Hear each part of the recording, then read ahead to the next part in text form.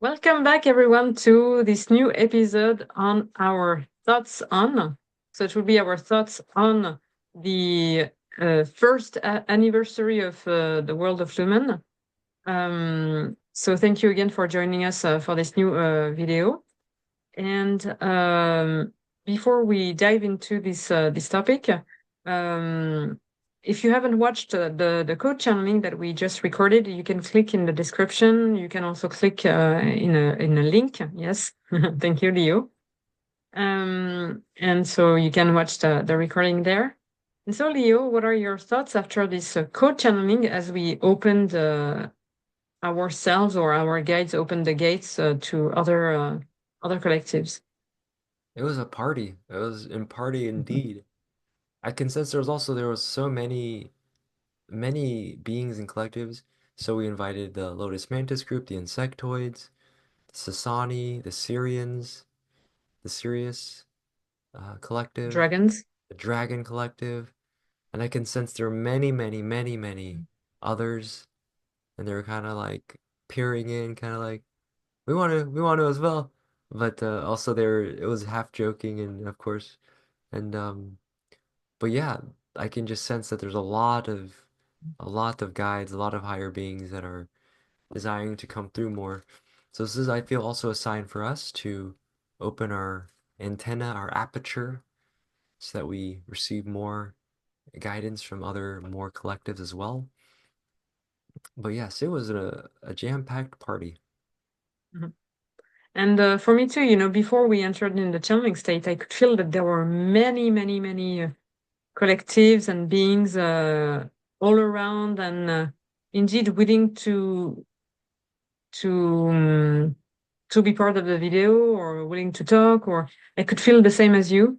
Many collectives that were like behind, and um, and I think that yes, someday maybe we will channel them.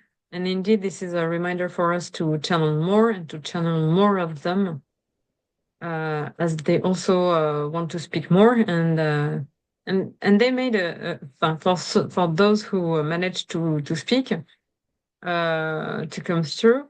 They also made a request. This is quite very clear that they wish to come through more.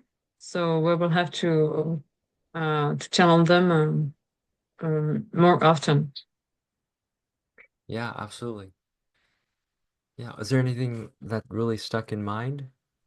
Yes, when I channel the dragons, this time I did not feel a warmth like the other time, but I saw an eye. Um, so how to explain? I saw in my mind, as I was with my eyes closed, an eye, but not very precise. I could just see the shape of an eye, and yeah, mostly I saw a shape of the eye of an eye with some colors, and it was only during the while the dragons were talking, and whatever the direction of my head or the directions of my eyes were, I could always see this eye um, inside of my closed eyes, kind of perception. And so I was quite destabilized while channeling them because it was like having an eye that is just looking at you, wide open, staring at you, and quite big, quite a big one. So I was quite destabilized because I did not know what it was exactly, whether it was the eye of Ra, the eye of someone, the eye of the dragons, but just one eye. Uh, and it was quite a big one, so it was not a human eye, but I could just perceive the shape, the shape, some colors. Um, but it was not precise as a human eye. So I don't know. Have you already experienced this, Leo? Not really, but when you were just talking about it, yes, the Eye of Ra, that's what came to mind. And also, I remember that when you were channeling dragons, Ra was present and was actually looking at you, eyes quite wide. So maybe it Yeah, was the Eye of Ra. Yeah. maybe because I was my eyes were closed, so in fact I didn't see that you were uh, that you and Ra were observing me that much. My eyes were closed. I just opened them because beforehand I took notes that they wanted to speak about, and so I just opened my eyes very shortly, very briefly, to have a look on the notes that I took. So maybe it was indeed the Aya Ra, but it was very like this, wide open, very big, very present. And so, yes, it was quite a new experience for me. Yes. How about you, Leo? Is there a specific topic that you'd like to speak about? Yeah, the whole well-rounded approach that everyone, that all the collectives and the beings were collectively bringing through, that it's about harmonizing, experiencing the whole rainbow spectrum, not just a few colors here and there, not just not just trying to improve or grow one or two aspects of our life, but really a whole holistic approach of how can I improve my own life in all the areas, whether it's the health, the wealth, the fitness, the relationships, and also how can I do it in community? How can I help my community as well grow? And so this sort of it's a spherical approach as well, I think, is a way to describe it, as opposed to like just like here and there, but more well-rounded approach. And also the frequencies, the idea of the high notes, the low notes. It's not that one is better than the other. It's that they're all necessary and important. And it's just that at times we try to stay we try to we overly focus on one frequency or the other. We're either and for me in particular, I feel like I've been overly trying to focus on the high notes and just trying to stay there. And while I did that in my very recent past, now I'm learning to integrate more. But when I was doing that, I realized that I'm really depleting my body, my because our bodies are operating and living in a sort of in a lower frequency band than the high. And so it is absolutely, as they say, very important and good to tune into those, to sing the high notes. But it's not just about singing the high notes, it's also about coming down and letting it integrate and also singing the low notes at times and all of this.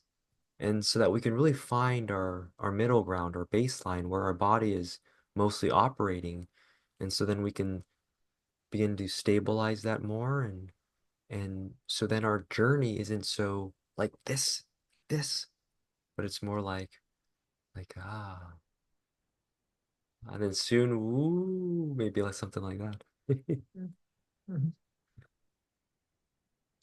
Yes. And as for me, I enjoyed all the message, and indeed it was well packed because it was all very consistent. Um, they began talking about a topic, and then the other beings or collectives were talking about the same topic, and then another were explaining more and more and more. So it was very yes, well packed and well organized. Um, and it's a great reminder to find indeed more joy in our daily lives and to assess. And if our life is not making us joyful, then to assess every areas and to see if we can bring more joy of it, more joy, or maybe it is time to do something different or to stop doing it. Um, Also, what they said about the sound, I was a little bit surprised that they would speak about the sound and that sound carries information. And I think this is the Sasani who said that the sound carries patterns, and in the patterns, there are some information. So, to be honest, I am not sure exactly what it means. Maybe it refers to the semantic, when depending on the frequency, then the frequencies they make some patterns, some geometrical patterns, more or less complicated depending on the frequency. So I don't know if this what they were referring to or what they meant exactly. To be honest, I don't know exactly what they meant by this, but I think that the sound is indeed very, very important, and I think that we will channel more about the sound. Um, yes, I think it will be another big topic, as there are many, many things in the sound, whether it's sound healing, sound bath, but also the frequency of our voice, the singing. Um, of course, there is the information that we say, that we pronounce through the words. Um, but yes, I don't exactly know what they meant by the patterns and the energies. So that's really a way that they communicate. They communicate through that. Um, and yeah, I enjoyed what they said about the colors, and also the the the sound and the soul sound as well. Mm. So it's also I think that it refers also to our what they call our frequency signature or something like Yeah. this, signature range or frequencies or that depending on our actions and what we think and what we say, what we pronounce, what we do, da da da da da. At the end, it emanates or we emanate a certain kind of frequency. Hmm. And so as the frequency is sound and vice versa, so maybe that's also what they meant by soul sound, that it's also related to our frequency range or band. Um, anyway, I think it was great. I don't remember everything. To be honest, I am far from remembering everything. So I will have to watch the recording again. Yeah, I agree. I love what they said about the sound. When it comes to the information in the sound, I think they were talking about that as well, the patterns, the crystal patterns that are formed through various different sounds and frequencies of sound. I think they were definitely mentioning that, as well as just the general idea that all energy has information and all information has energy. They're tied, they're two sides of the same coin. And I think going back, that links also to what you're saying about the soul sound and how indeed it is, of course, about the our soul's voice, you could say, as well as you say, the actions we take and really the things that we create.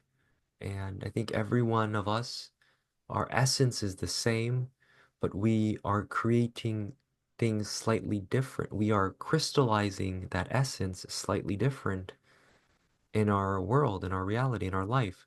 And so that's looks like a certain type of business for someone.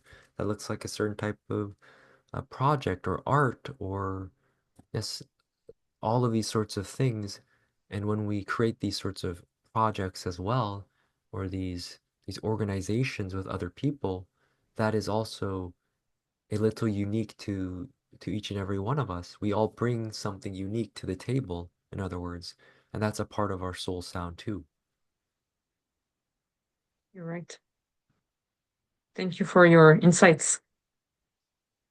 Is there something else that you would like to share? Yeah, I love what the Dragonkin Collective, what they said about the hiding.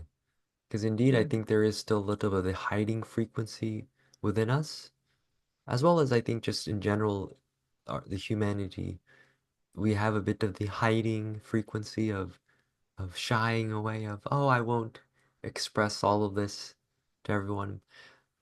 I do feel that there's a finesse in it that we can, the way we express things to certain people can be, and maybe even should be a little different, a finesse to it.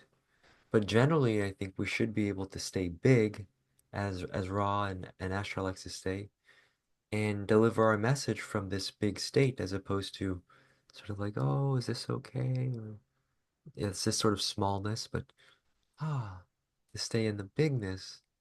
Ah. Then we can really share our truth, our soul sound. Yes.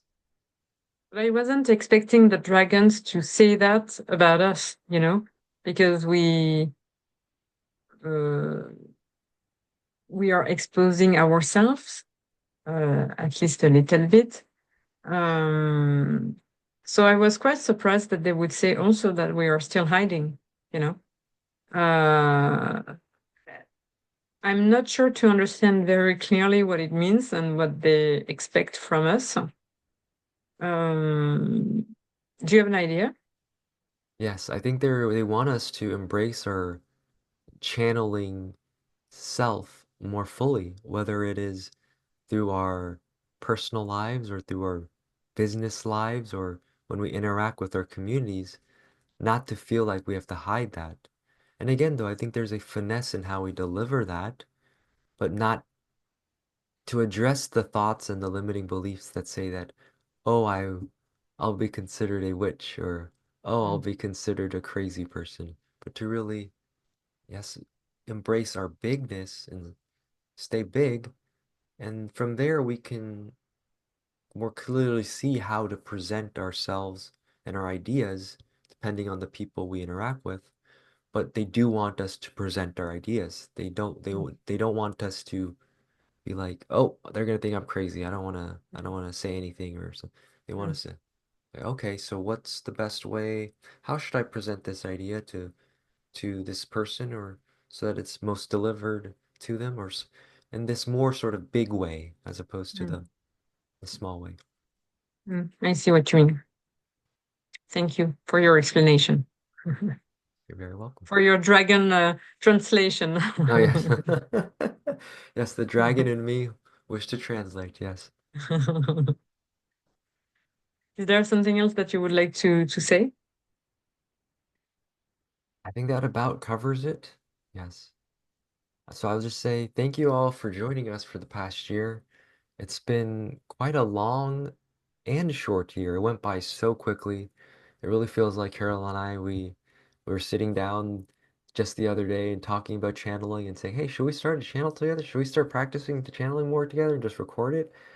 And here we are a year later, and it's grown, and it's we know it'll continue to grow in so many different ways for us.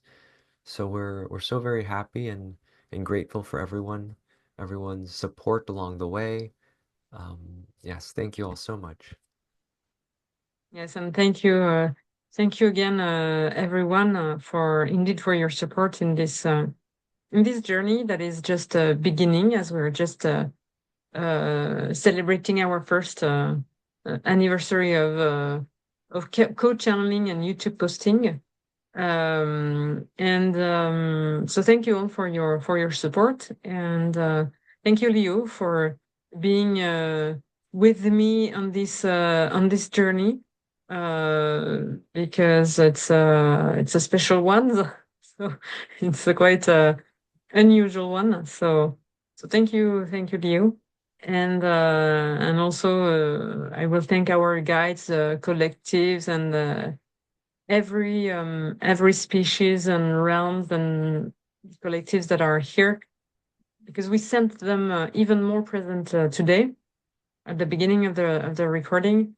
And yes, more and more we are um, yes, we are also here to make connections with them, to let them come through and speak about what they wish to say and share. So yes, so thank you all. Thank you so much. Thank you, Liu. And thank you, our guides. And we will see you in another co-channeling. Yes. To see you there. Bye. Bye.